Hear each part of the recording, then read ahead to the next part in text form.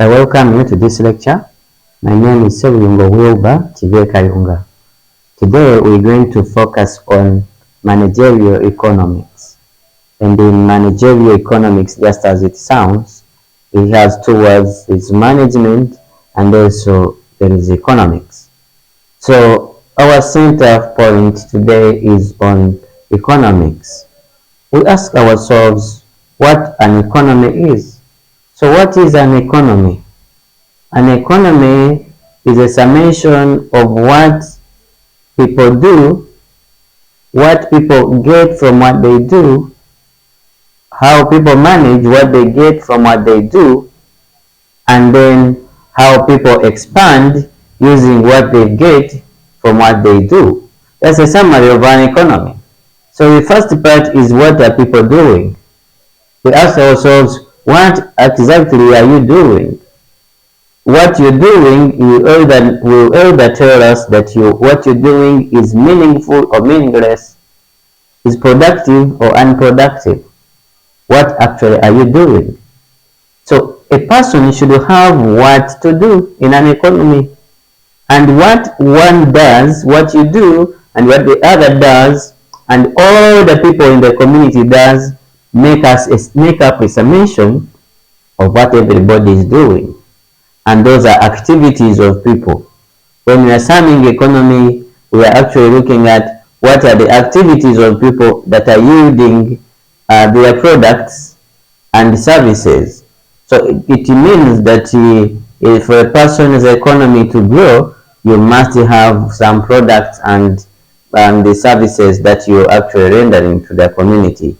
So to do that, it also implies that a person must look beyond himself or herself in whatever you're doing. So when you're taking an activity, you take it beyond yourself and your family. Because an economy, for one to have a growing economy, has got to shift the mind from self to others. Because what you do to others will always reflect what will actually come to you. You do little with others, then little will come to you. So you do diversified products, you produce diversified products and services, then diversified revenues will gather to you. Your incomes will keep on increasing. So activities that are done by people are center points of what we say an economy has got to stand.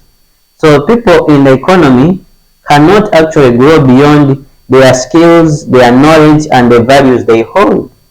So you cannot outgrow beyond the skills, the values, and the knowledge you hold. You can only do everything within the boundaries and within the radius of the skills and the knowledge and values that you hold.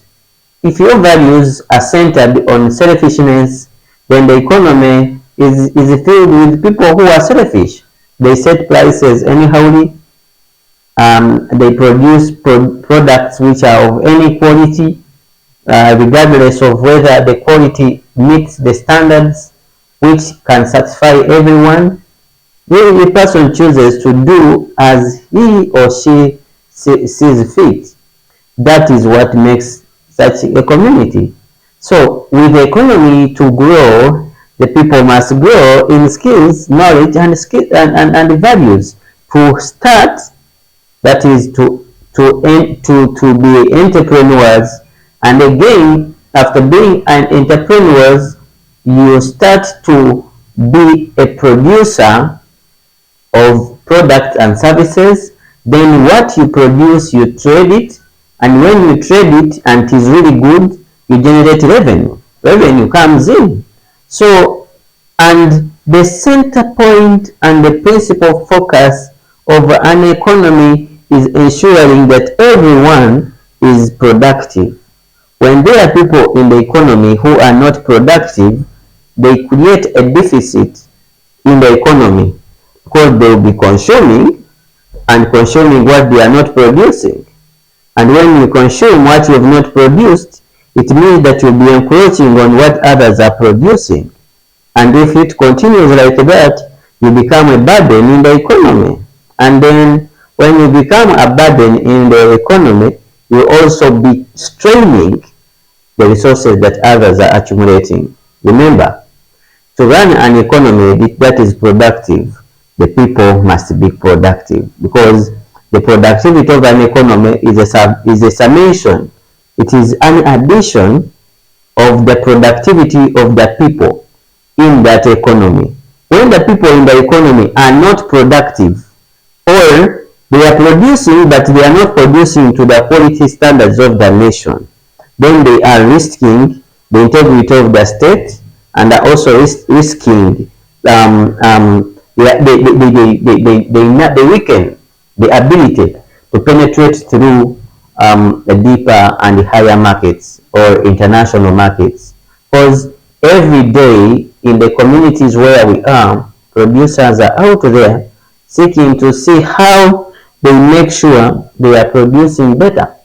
So the aspect of work excellence is really very key and fundamental in the activities that people do.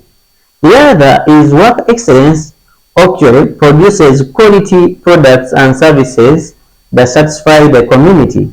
And but work excellence only is not sufficient to make sure the economy is productive adequately. How do we make sure the economy is really productive and it is adequately productive? Then meaning that there must be diversity in production. Diversified production means that you are now producing much more than what you were producing earlier on, and that to reach at high production, it demands that the people are positioned in such a way that even as what we call demand increases, we are producing enough to fill the demand gaps.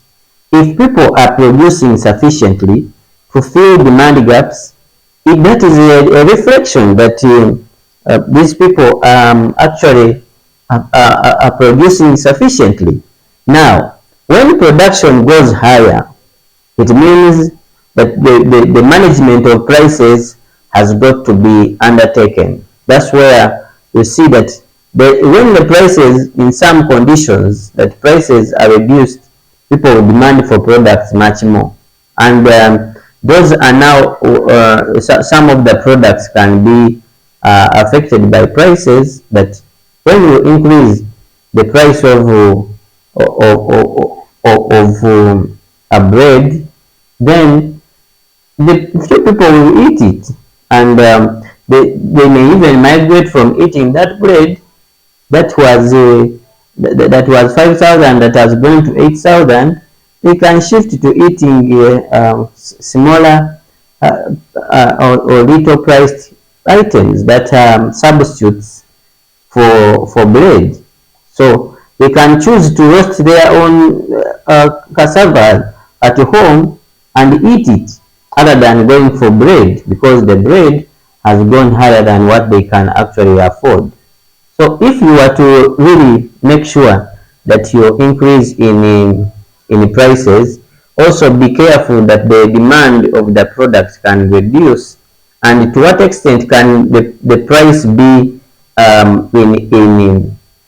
in equilibrium, in a state where people can afford, but also your company can also break even, because management of these two aspects is very key. The demand versus price. As the demand increases and then you increase prices, then it means that the people who are demanding are going to cease to demand, or continue to demand but demanding other substitute items other than the ones that you are actually producing. And when people now start to migrate from your product, opting for other products, is a reflection that they are going to your production is going to go low, because why production goes higher is because the demand from the market is high. because you're producing for the market. So when the market migrates from you, the products you have in stock, your inventory, the goods for sale will now will expire. will expire. Or otherwise, if they don't expire, you will stay with them and you become a security guard for products which are not being sold. You'll be cleaning up, dusting off items, and no one is actually buying them because the price you set is higher than the ability, what the potential, the purchasing power parity of the people. Because you measure potential people basing on is the person willing to buy? Is there demand? Is the person willing to buy, and is the person actually able to buy? Because willingness is an interest issue. It is an interest issue, and ability to buy can also now bring into play the aspect of price and the aspect of costs involved in obtaining that product. So when the costs are higher, for example, aspects such as shipping, transportation, to access the product, the cost is high, person will always find a way of avoiding to go to such longer distances looking for such products, and can opt for nearby ones, even if the products are so good. But provided they are very far, yes, your client is likely to choose alternative means. So here in the definition of what we call economy, we say the economy is actually a summation of what people do. Those are activities that people do. These activities can be excellent, can also be shoddy. Yes. So when activities are excellent, yes, it becomes easy to multiply them, to multiply, because work excellence produces good and high quality products which can satisfy the needs of the people. Then when people in the economy learn to produce excellently and avoid to produce counterfeit products or shoddy work, or what you call poor quality services, then those people are now positioning themselves to what we call a growing or a developing economy. Today I'm here. I just raised up. I've been sick somehow. I've been sick and down, so I got some energy to stand here, and we have our lecture and we talk to each other and see how we can actually build up here. But the first aspect of an economy is looking at what are people doing. In our conclusion, the activities of people are very, they are the fundamental or the baseline upon which an economy grows. Economies that grow larger and wider and become influential, everybody has a stake in the nation in terms of what contribution the person is making. So the larger the activities that you personally or with a team of people you're working with are able to come up with, those if you produce much larger and you're able to manage the resources you have, we start to say that now your personal economy is increasing, because national economy is measured based on what individual economies, your personal economy is. Because if income per capita is low, the income per capita is low, that economy has a problem. If the income per person or income per household and the family is low, and you will find that all the people, their income per person, when you say how much are you able to generate a month or a year, and we find that you're able to generate $200 or an equivalent of say 700,000 shillings a year, and that is your income.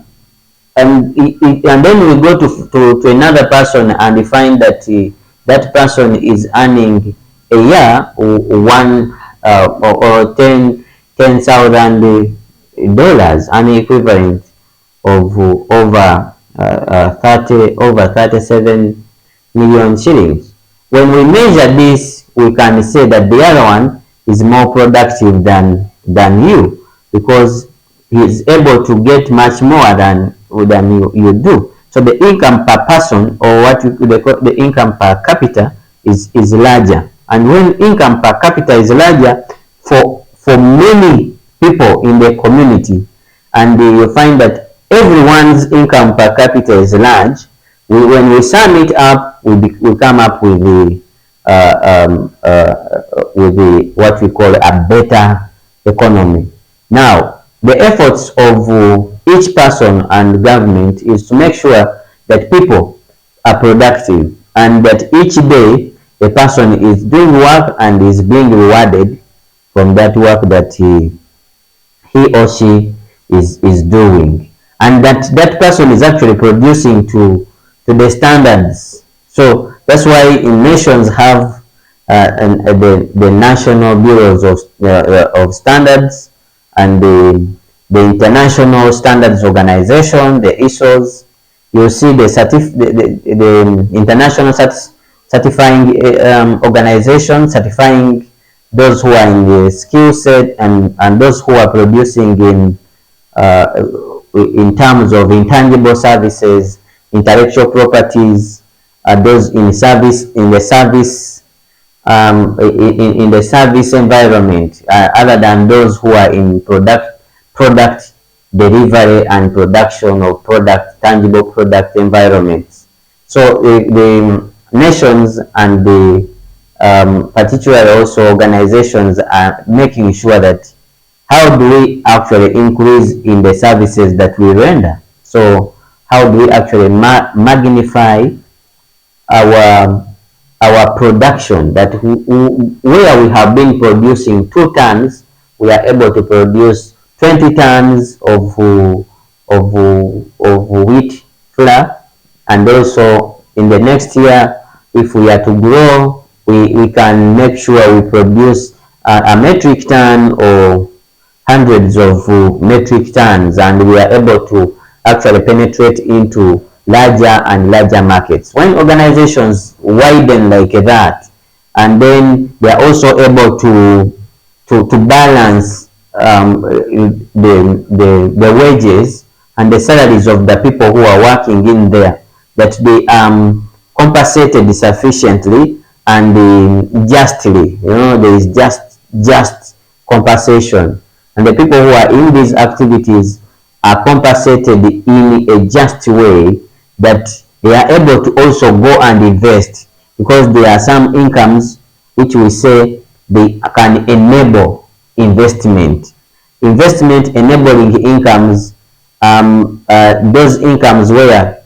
you see that when you narrow down your consumption, and so there is a balance that remains, that you can invest as you continue in consumption. Because later on you will see the principle we shall learn about, we call the principle of productivity, which rides the productive economy. And the principle of productivity, just in short, that is stated by the action entrepreneurs in the research of 2027, in the research of 2017, sorry for that. In the research of 2017, the action entrepreneurs came up with a principle that runs a productive economy. Step 1 is that the people should learn to be 1, to work, but work excellently. 2 is that people should learn to invest, but investing carefully. Then that people should learn to consume, but consuming sparingly. Those three aspects. The first is that people should learn to expand and expanding boundlessly. Those are four elements that make up the principle of productivity. One, that people should learn to work excellently. Two is invest carefully. And three is you must be able to consume sparingly. And then the fourth one is expand boundlessly. So the first aspect you see there in that principle, this is an introductory part of this principle, Action Entrepreneurs 2017, is that when working, yes, those are activities that people do.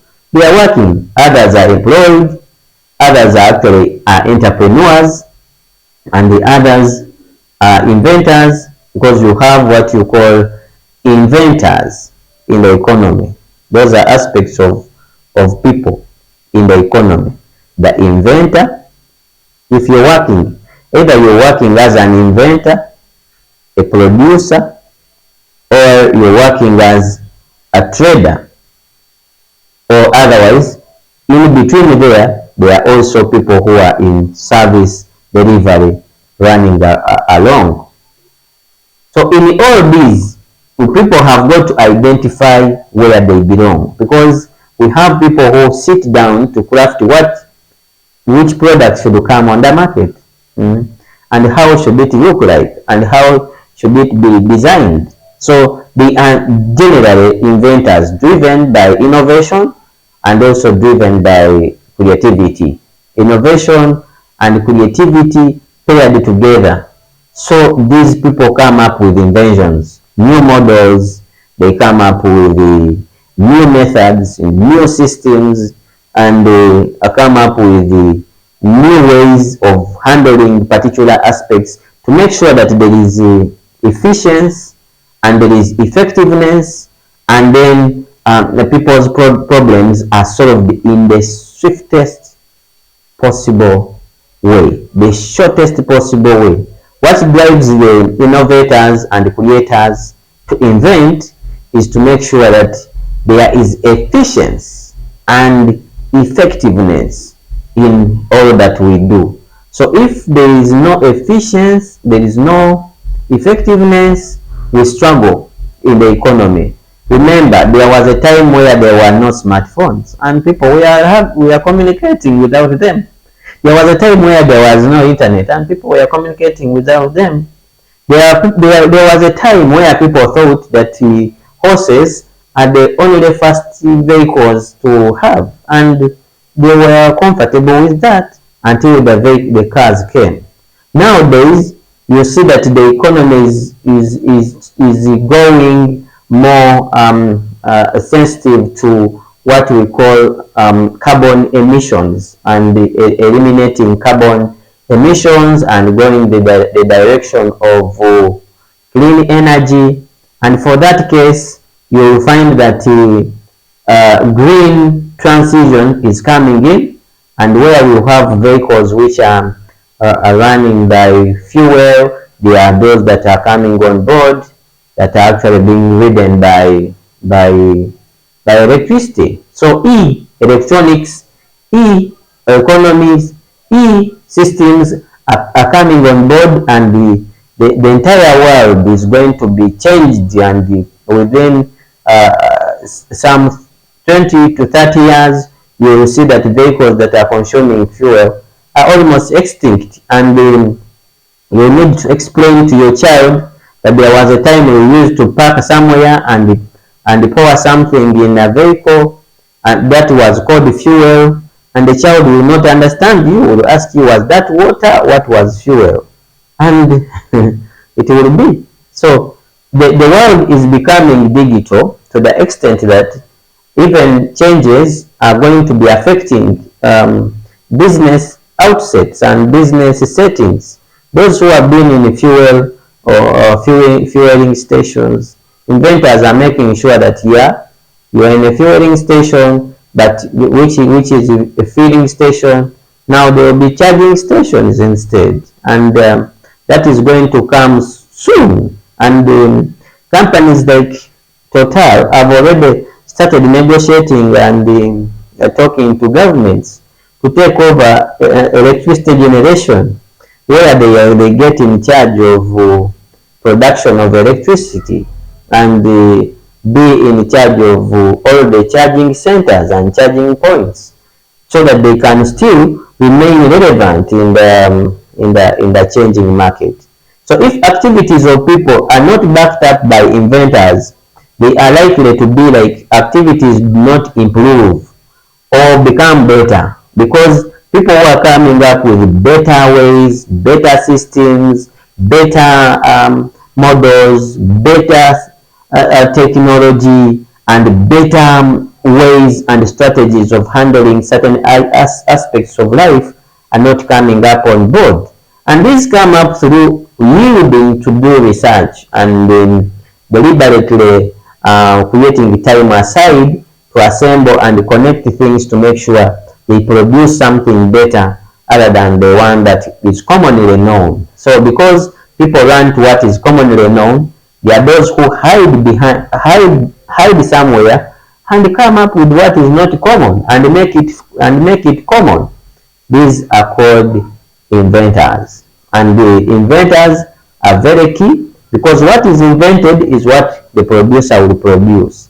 It is possible to have a producer who does not invent, who only adopt what has been invented, and those are also activity propellers in the economy. So people must identify what they are and where they belong, so that if you are an inventor, you're each time crafting ways of how to invent something. Even then, you've seen there are artists who have sung very sound songs and amazing songs, but they are not able to break into the market unless someone writes the song for them. They will not sing a sensible song and an amazing song. So in that sense, we shall be having a community of inventors who are able to come up with new settings, where the community thinks that it is what they are using are common settings. We come up with purely new settings, and these new settings are traded in the world and they become the common settings. So those people should be able to identify what we should be able to identify who you are and what you exactly you can do. Whether you are an inventor, know it and yield to it, and make sure that your inventions change and make the world a better place. Then there are others who actually are producers. They produce based on what has been invented. So if somebody has not invented, there are those people who will not produce, because there is no one who has invented yet, and that they will be there waiting to see what should be produced. So and if there is nothing that has been invented, they will continue producing the old style until somebody wakes up and comes up with an invention that shadows what they are actually producing. Then now they will run up and see what else have they come up with. What is out there? What are they doing? Oh, they have improved this. Let us also improve. Because those people will not cease to be in the community. They will only run after what has been invented. Then they will start doing it. Actually, some people do what others have invented even better than the inventors themselves, because they keep on refining and making it better. You will see that in the coming times, engines are no longer going to be produced. Instead of engines, there are motors that are going to be produced, and the batteries. So those who are able to see in the future time what is actually going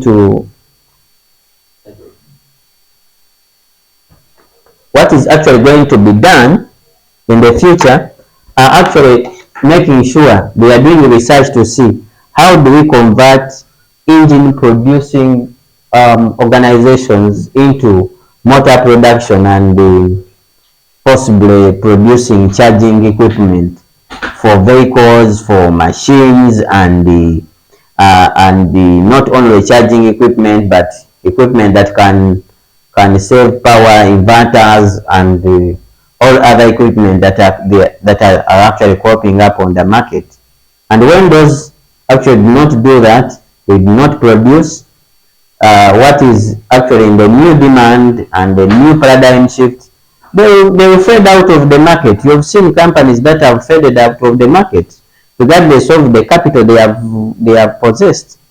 So if inventors are not out there, or researchers are not out there, the production will remain a constant, will remain an incremental, and also will not be very improved.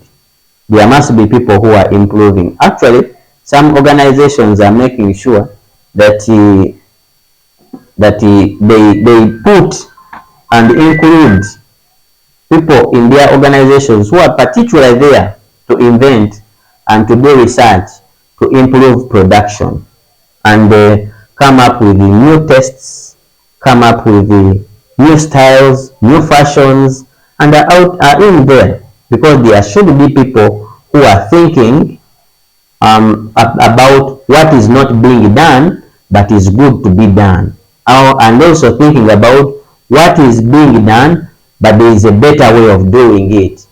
So if somebody is just concentrating on production, on just producing, and is just operating, will not be able to improve unless there is an insight that that person has got that can now share with others to see that there is a better mode. But if the organization is really preparing itself to penetrate wider into the market, then the tendency of just producing without thinking of which other way can we really put up and make sure that we remain afloat, we remain at the brim of production, then it becomes very hard to actually have sustainable production and sustainable industrialization. So we've seen that you work excellently, then yes, work excellence has those aspects of people are working as inventors, others are working as producers. Some people actually will not produce, but we will always look for what has been produced. Let me buy it and go and sell it. They will just trade. However, everybody has got to consume. That's why consumption is for everyone. And the other principle of production we are mentioning of was that you have to work excellently and invest carefully, consume sparingly, and also be able to expound boundlessly. I'd like to close this session here, and just been weak. That's why you see me here, but I'm here with you. If there is any inquiry, this is Wilber Ssebuyungo Kivekayunga, a lecturer at Nkumba University. You contact me on YouTube. You type Kivekayunga, Kivekayunga,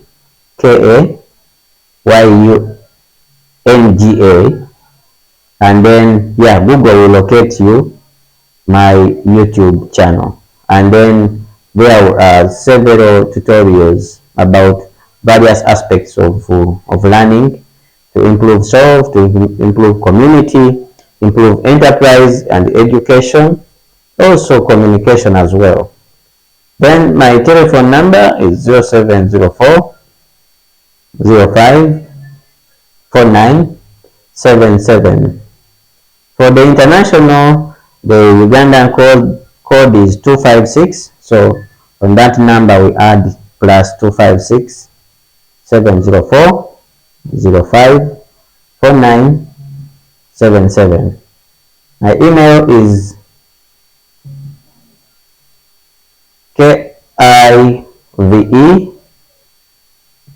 yunga@gmail.com. That's my personal email. Thank you for your attention. Let us link up next time. We shall still expound more on the principle of productivity. Thank you. Have a nice time.